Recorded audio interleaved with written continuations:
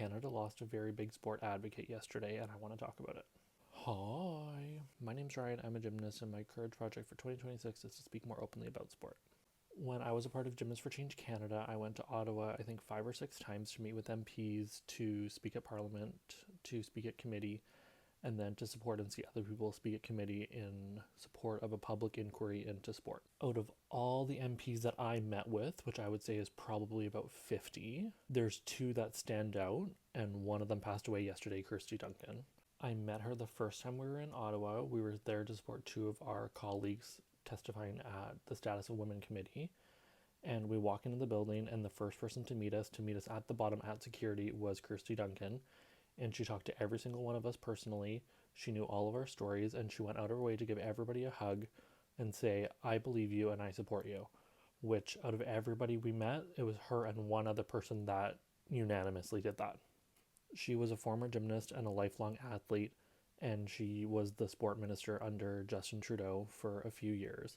And she was the first person to acknowledge, especially within the Liberal caucus, that they didn't do enough to protect athletes.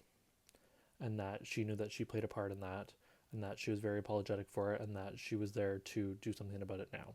I can't explain to you the rarity of a member of parliament or a politician saying that they did something wrong and then their willingness to do something different about it now. When I testified, she offered to help in any way that she could. She was happy to run through my little speech that I give at the beginning.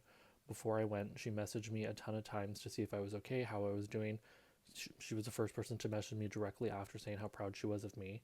But every time I would post something about a competition, she would always message me the kindest thing, saying, "Oh, it's so good to see you bouncing. I'm so happy you found love in this again." She was one of the few people that had a tremendous amount of power, and she ended up testifying at the Heritage Committee, which is where I testified in Parliament, about the abuses in sport. And she was a sitting member of Parliament for the reigning party, the Liberal Party. She went there and she was willing to put her ass on the line and to name names, which is unheard of. I remember meeting 2 of my very close advocate friends now, and I had said to them, I'm like, "Well, who do you look up to in the advocacy space? Like, you know more people than I do. Like, who do you look up to?"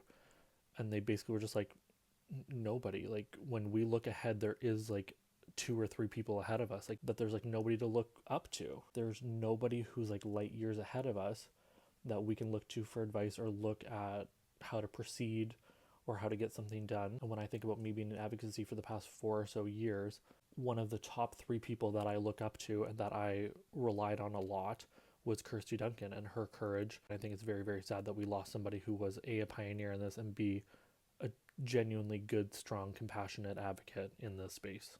See ya.